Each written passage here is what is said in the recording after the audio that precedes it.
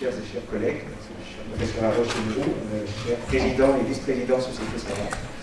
Et avec grand plaisir, j'ajoute chers et chers étudiants, il y a si nombreux dans la salle, ce qui est une super nouvelle. À l'occasion de la célébration de 200 ans de découverte d'André-Marie Ampère, père de l'électricité moderne, nous avons le plaisir d'accueillir dans le locaux de l'université la conférence du professeur Serge Haroche, prix Nobel du physique, qui va nous parler d'une autre aventure, pas cette électricité, mais qui n'a pas été étrangère à Ampère, qui est celle de la compréhension de la nature de la lumière. Donc, cette conférence s'inscrit d'une part dans le cadre du programme Ampère 200, organisé par la Société de l'électricité, de l'électronique et de technologie de l'information et de la communication, ainsi que par la Société des Amis d'André-Marie Ampère.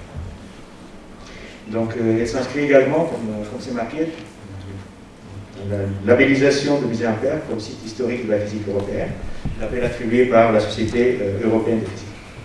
Donc ce musée, qui est à quelques kilomètres d'ici, c'est l'ancienne demeure d'André-Marie Ampère, qui retrace l'essor scientifique et industriel de l'électricité, et qui contient entre autres quelques objets qui appartiennent à l'université Lyon 1, qui ont été mis au point par ce scientifique.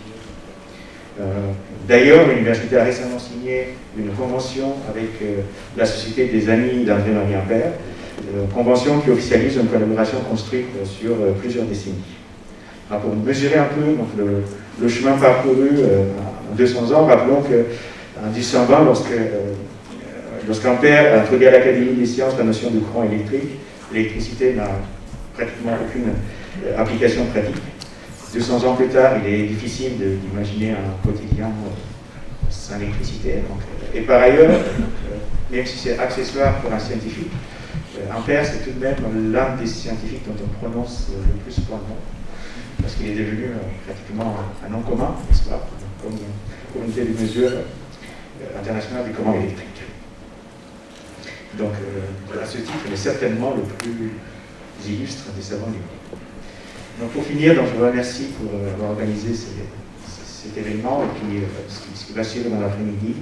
Qui nous permet de mesurer l'importance des travaux et la trace qu'a laissée dans l'histoire ce grand savant du monde. Merci à tous, très bonne journée scientifique.